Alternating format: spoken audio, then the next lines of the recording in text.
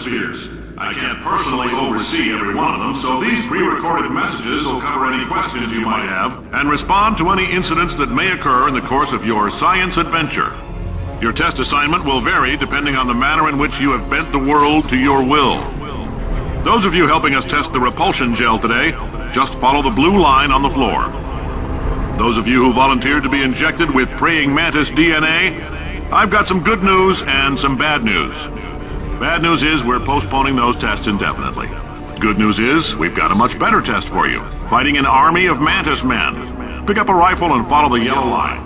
You'll know when the test starts.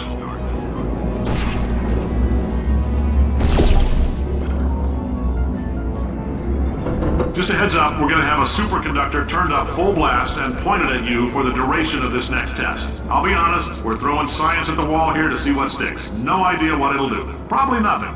Best case scenario, you might get some superpowers. Worst case, some tumors, which we'll cut out. If you need to go to the bathroom after this next series of tests, please let a test associate know, because in all likelihood, whatever comes out of you is going to be cold. Only temporary, so do not worry. If it persists for a week, though, start worrying and come see us, because that's not supposed to happen. If you've cut yourself at all in the course of these tests, you might have noticed that your blood is pure gasoline. That's normal. We've been shooting you with an invisible laser that's supposed to turn blood into gasoline, so all that means is it's working.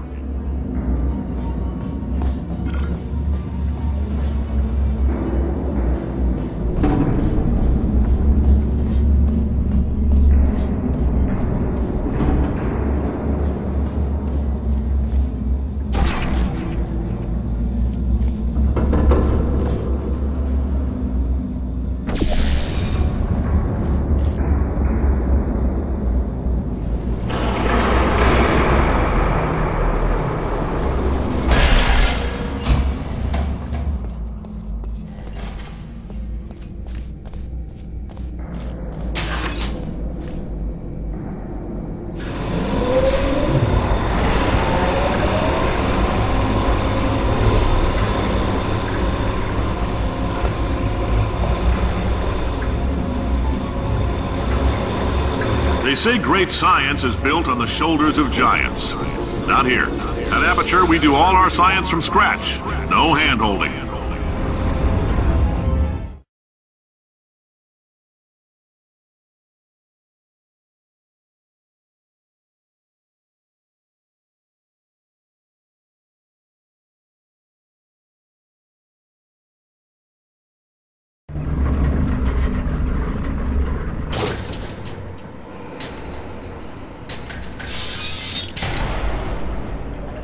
Let's get started.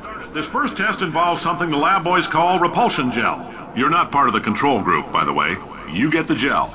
Last poor son of a gun got blue paint. All joking aside, that did happen. Broke every bone in his legs. Tragic, but informative.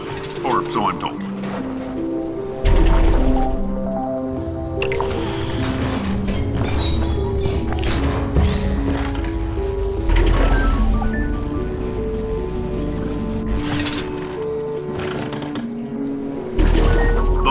has just informed me that I should not have mentioned the control group.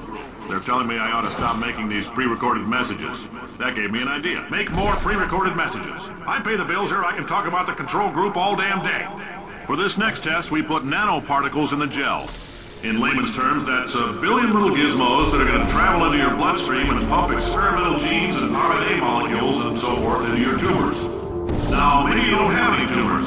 Well, don't worry. If you sat on a folding chair in the lobby and weren't wearing lead underpants, we took care of that too.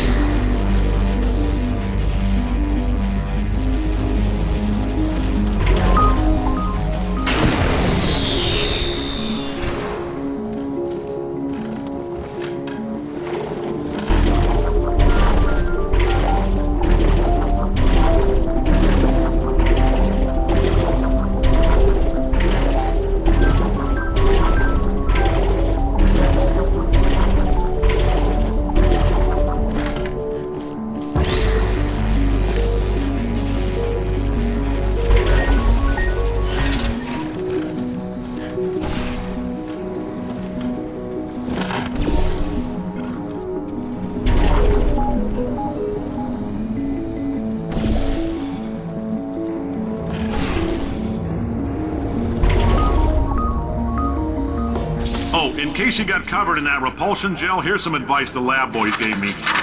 Do not get covered in the repulsion gel. We haven't entirely nailed down what element it is yet, but I'll tell you this, it's a lively one, and it does not like the human skeleton.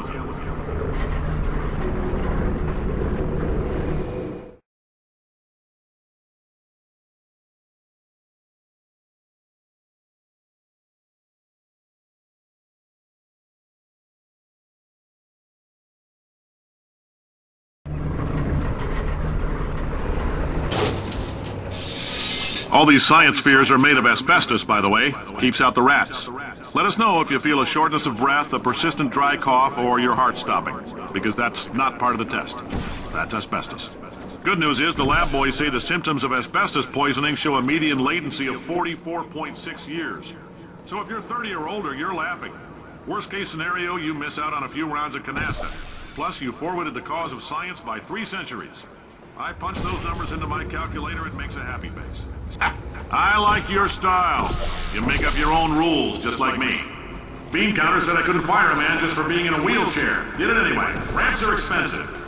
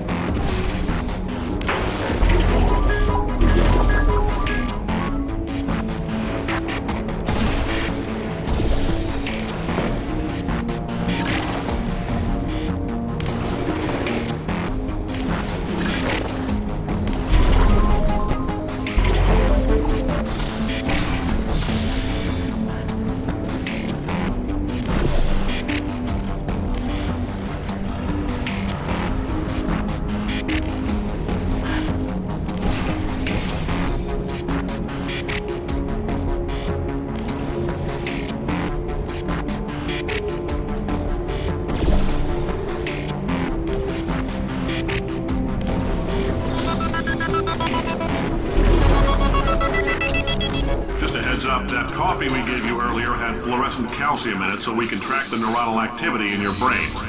There's a slight chance the calcium could harden and vitrify your frontal lobe. Anyway, don't stress yourself thinking about it. I'm serious. Visualizing the scenario while under stress actually triggers the reaction.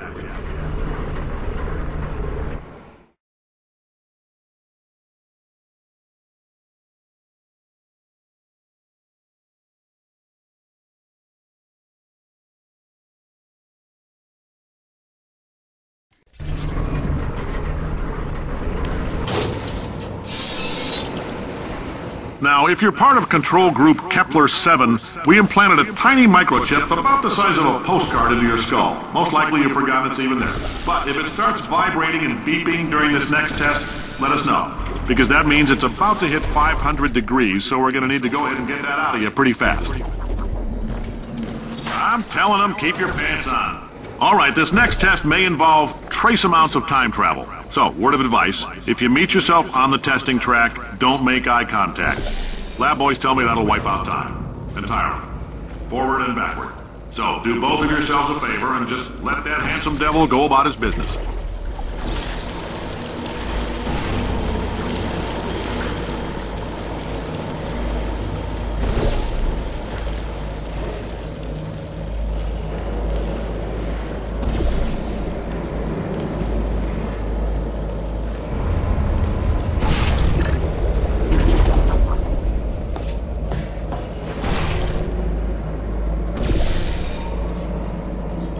If you're hearing this, it means you're taking a long time on the catwalks between tests.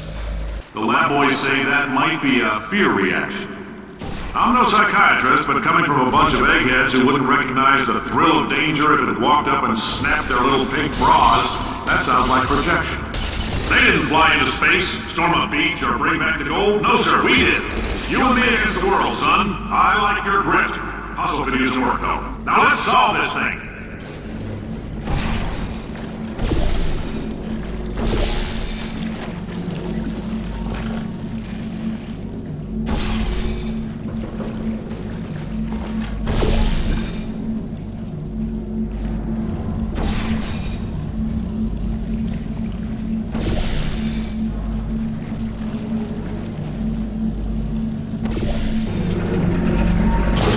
Isn't about why, it's about why not. Why is so much of our science dangerous? Why not marry safe science if you love it so much? In fact, why not invent a special safety door that won't hit you on the butt on the way out because you are fired? Now you test subject, you're doing fine. Yes, you, box your stuff, out the front door, parking lot, car, goodbye.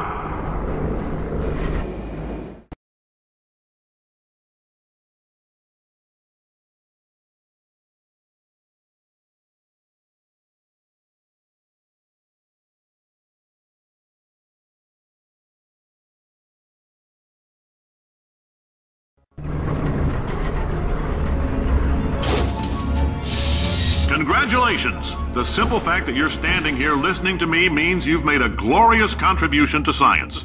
As founder and CEO of Aperture Science, I thank you for your participation and hope we can count on you for another round of tests.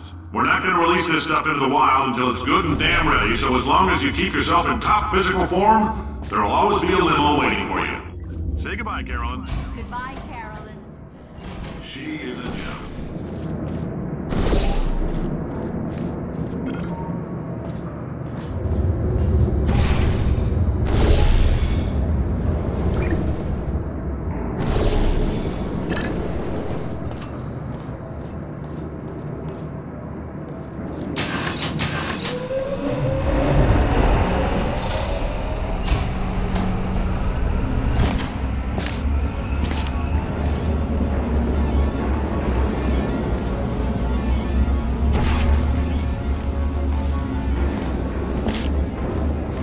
Greetings, friend. I'm Cave Johnson, CEO of Aperture Science. You might know us as a vital participant in the 1968 Senate hearings on missing astronauts. And you've most likely used one of the many products we invented, but that other people have somehow managed to steal from us. Black Mesa can eat my bankrupt... Sir, the testing? Right. Now you might be asking yourself, Cave, just how difficult are these tests? What was in that phone book of a contract I signed? Am I in danger? Let me answer those questions with a question. Who wants to make $60? Cash. You can also feel free to relax for up to 20 minutes in the waiting room, which is a damn sight more comfortable than the park benches most of you were sleeping on when we found you. So, welcome to Aperture. You're here because we want the best, and you're it. Nope. Couldn't keep a straight face. Anyway, don't smudge up the glass down there. In fact, why don't you just go ahead and not touch anything unless it's test-related. If you're allergic to peanuts, you might want to tell somebody now, because this next test may turn your blood into peanut water for a few minutes. On the bright side, if we can make this happen, they're going to have to invent a new type of Nobel Prize to give us, so Hang in there. The average human male is about 60% water. As far as we're concerned, that's a little extravagant. So if you feel a bit dehydrated in this next test, that's normal. We're going to hit you with some jet engines and see if we can't get you down to 20 or 30%. All right, we're working on a little teleportation experiment. Now, this doesn't work with all skin types, so try to remember which skin is yours, and if it doesn't teleport along with you, we'll do what we can to sew you right back into it.